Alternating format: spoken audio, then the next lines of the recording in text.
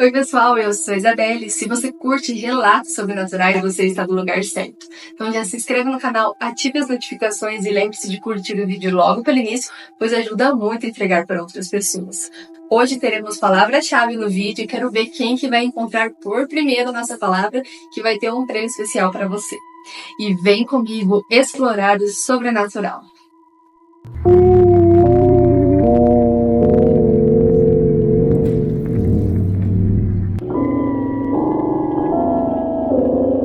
Trem para Sete Além. Eu já passei por diversas experiências espirituais, Isa, ao longo da vida, mas nenhuma foi tão intrigante quanto a vez que acredito que fui parar em Sete Além. Moro no interior do Rio de Janeiro e frequentemente preciso ir ao centro da cidade. São cerca de 2 horas de viagem. O trajeto é simples. Pego o trem da minha cidade, faço a baldeação na cidade vizinha e sigo até o centro. Para retornar, é ainda mais direto, já que só existe um trem para a plataforma que trazem de volta à minha cidade. É impossível se confundir. Naquela ocasião, fui buscar o meu filho do meu esposo em São Gonçalo. Meu filho pequeno também foi comigo, e o trajeto foi tranquilo. Pegamos as crianças e voltamos para casa como de costume. Primeiro, pegamos um ônibus em São Gonçalo até o centro do Rio de Janeiro. De lá, seguimos de trem até a cidade vizinha, onde fizemos baldeação para o único trem que nos levaria de volta. Essa última parte de viagem sempre foi automática para mim. Eu sempre fazia esse percurso desde criança acompanhada por meus pais. Mas naquele dia, algo estava diferente. Assim que entramos no trem, senti uma estranheza no ar. As janelas de alguns vagões estavam quebradas e as portas permaneciam abertas. A iluminação estava falha, e em alguns vagões a luz nem sequer existia. As pessoas ali tinham um aspecto peculiar, rostos abatidos e olhares vazios. De certa forma, olhares inquietantes. O ar estava pesado, carregado de uma sensação de desconforto que eu nunca havia experimentado antes. Outra coisa que me incomodou foi o silêncio. Esse trem geralmente está cheio de conhecidos com burburinho típicos de conversas do movimento. Mas naquela noite parecia que todos evitavam falar. O tempo passou e eu percebi que a viagem estava demorando mais do que o habitual. Olhei para fora, mas o cenário estava escuro e desolado, que não conseguia identificar onde estávamos. Foi aí que a sensação de que algo estava errado me atingiu em cheio. Virei-me para as crianças e disse: "Esse trem está indo para outro lugar. Vamos descer na próxima estação." Quando finalmente o trem parou, descemos rapidamente. Mas o que nos encontrou foi um cenário de filme de terror, ainda mais estranho do que o próprio trem. A estação era completamente deserta, mergulhada na escuridão. Não havia nenhum funcionário, nenhum passageiro, nenhum som além do eco dos nossos passos. Agarrei as crianças tentando manter a calma. Alguns minutos depois, outro trem chegou, e para minha surpresa, o letreiro exibia claramente o nome da nossa cidade. Entramos nele sem hesitar, e finalmente chegamos em casa, sãos e salvos. Por muito tempo eu tentei racionalizar o que havia acontecido. Algumas pessoas sugeriram que poderia ter pego um trem errado ou algo do tipo. Mas eu sabia que isso era impossível. Conheço esse trajeto como a palma da minha mão. E o único trem que poderia estar ali era aquele que vinha para a minha cidade. Foi só depois que ouvi falar sobre Sete Além. Comecei a pesquisar e ler relatos sobre essa dimensão. Uma espécie de lugar entre o nosso mundo e o outro plano. Muitos descreviam experiências parecidas em ambientes estranhos e pessoas com aparências perturbadoras, e um sentimento inexplicável de desconexão com a realidade. Hoje, olhando para trás, acredito fielmente que tenha entrado em esse tal lugar de Sete Além. Ou não, aquela noite mudou minha percepção do mundo e me fez questionar que realmente está além da nossa compreensão. Obrigado, Isa, por ler o meu relato. O que você acha que aconteceu? Eu não tenho dúvida, você foi para Sete Além, amiga. Sem zero chance de dúvida sobre isso. Não tem outra explicação. É o típico relato que você entra num lugar comum, que você conhece, e vai parar num lugar isolado com pessoas esquisitas, que você não sabe onde você tá. Foi pra Sete Além e conseguiu voltar em são e salva com as crianças. Graças a Deus, que a gente vê muitos relatos aí de pessoas que desaparecem e nunca mais voltam. Então ainda bem que você conseguiu voltar. E credo, gente. Olha, só de pensar me dá um desespero. A gente você entra na maior calma, achando que você tá indo pra sua casa, e você vai lá e se encontra um lugar completamente desolado, sem saber onde você tá.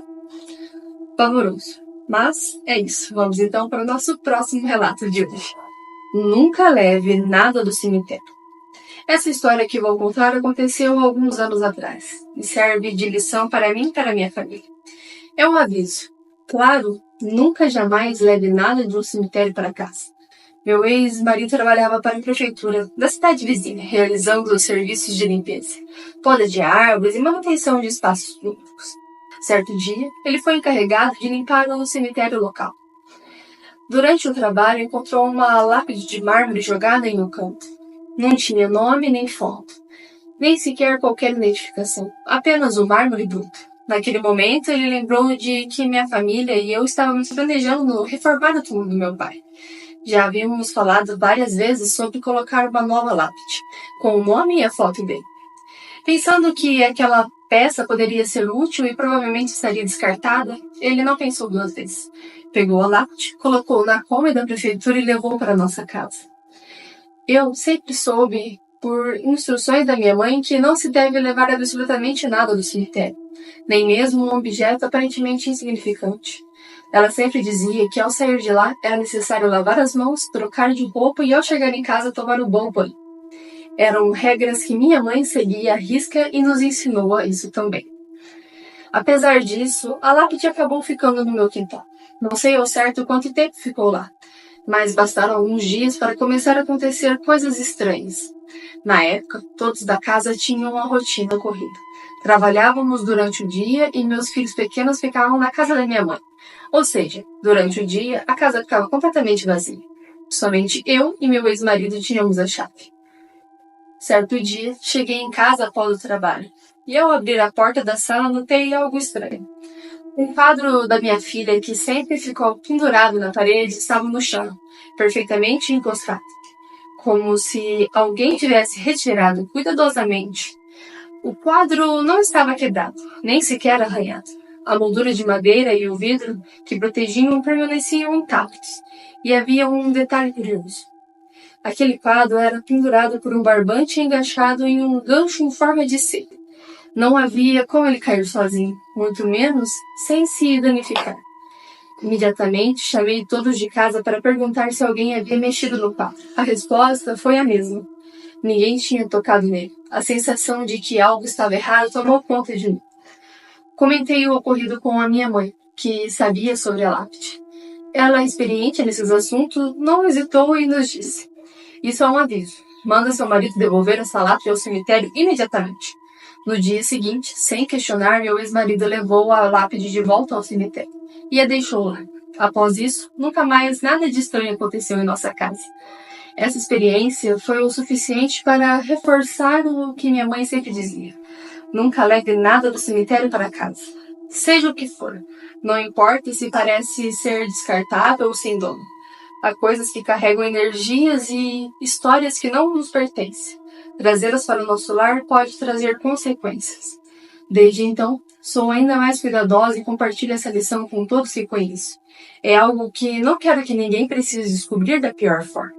É isso, Isa. Esse foi o meu relato e fica aí o meu aviso. Obrigado por enviar o seu relato.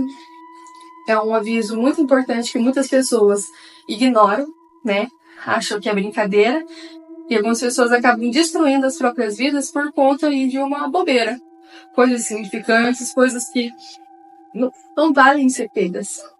Mas, que bom que sua mãe avisou vocês conseguiram se livrar logo dessa lápide. Imagina se vocês continuam com ela e as coisas vão piorando, piorando, piorando, até que uma tragédia acontece. Coisas que a gente vê em outros relatos que sim, é possível isso acontecer. Mas, que bom que você se livrou e hoje está tudo bem. E continue com o cuidado. Todo cuidado é pouco. Melhor prevenir do que remediar. Mas é isso. Vamos então para o nosso próximo relato de hoje. A casa, a boneca e a loira do banheiro.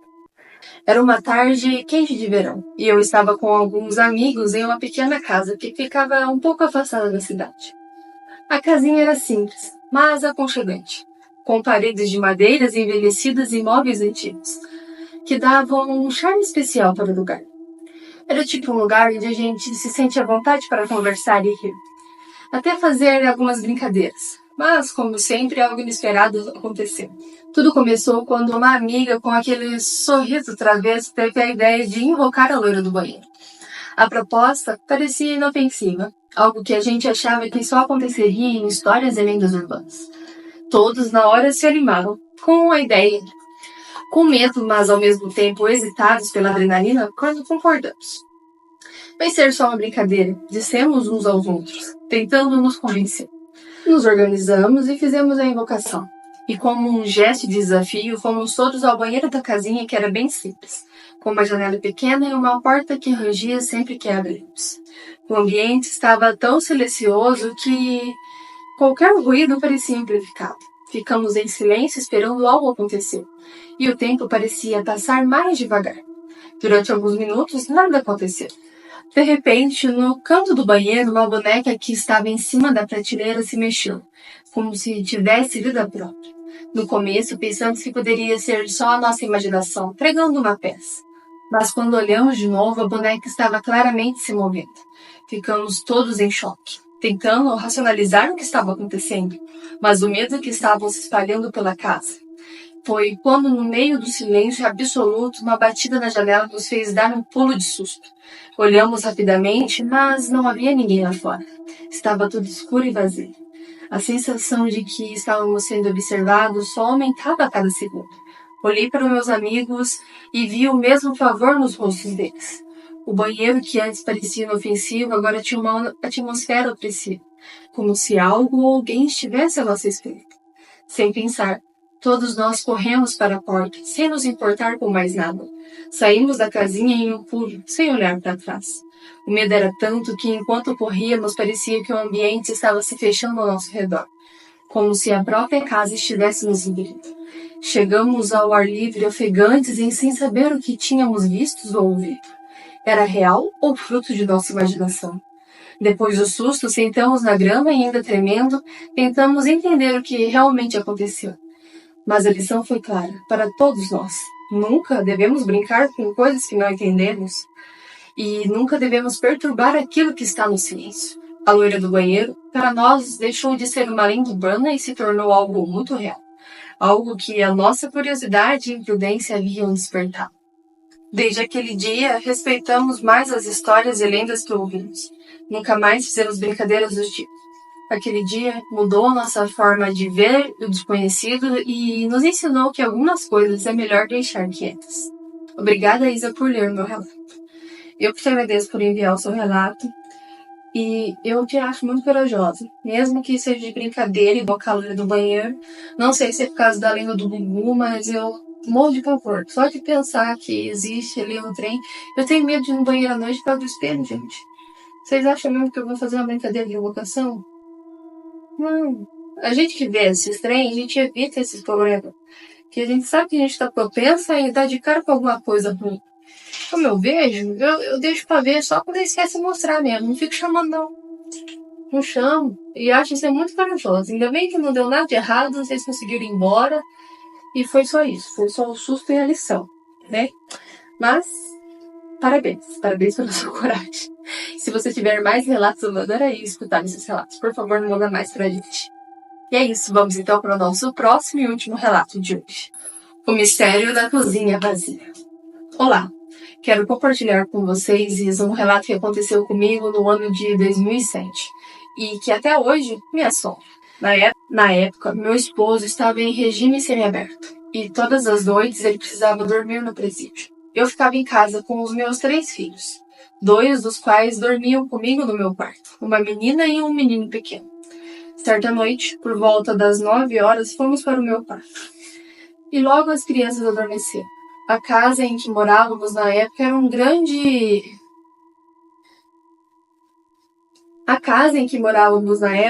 era era grande, com vários cômodos e o meu quarto ficava isolado ao fundo. Assim que entramos, travei a porta como de costume. Fiquei sozinha, sem dormir, mais tranquila. Até que algo inexplicável aconteceu.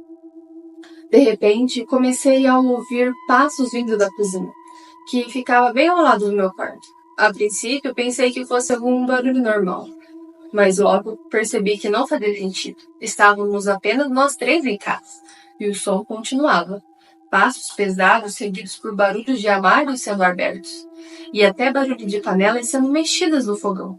Meu coração acelerou. E a sensação de pavor tomou conta de mim. Achei que fosse um ladrão. Alguém que tivesse invadido a casa. Minha mente só pensava. E se eles arrombarem a porta e fizerem mal para os meus filhos? Eu estava congelado de medo. A respiração estava difícil e cada ruído parecia mais intenso e mais próximo. Os barulhos continuavam e os armários batiam e o som de vasilhas sendo mexidas e o barulho de pratos sendo quebrados parecia ser ainda mais ouvido por mais pessoas na cozinha. Mas eu sabia que não era possível. Fiquei ali, imóvel, esperando que, qualquer momento, que a porta do meu quarto fosse aberta. Pensei em chamar minha filha de 12 anos para tentar me ajudar, mas logo me dei conta de que ela também ficaria com medo. E eu não queria que ela sofresse. O som não parava, pelo contrário, só aumentava cada vez mais, como se a casa estivesse sendo invadida por uma multidão. O medo tomou conta de mim. Cada segundo parecia uma eternidade. Eu pensava em abrir a porta e enfrentar o que quer que fosse, mas ao mesmo tempo temia pela segurança de meus filhos. A sensação de impotência era enorme. Isso durou até quase meia-noite. Até que eu ouvi a buzina da moto do meu sobrinho no portão, chamando: "Tia!" Na hora, meu coração deu um salto, como se eu tivesse sido acordada de um pesadelo. Respirei fundo e o foco do barulho, eu gritei o nome dele. Naquele momento, eu senti que talvez os visitantes da cozinha fossem embora, e eu poderia finalmente verificar o que estava acontecendo.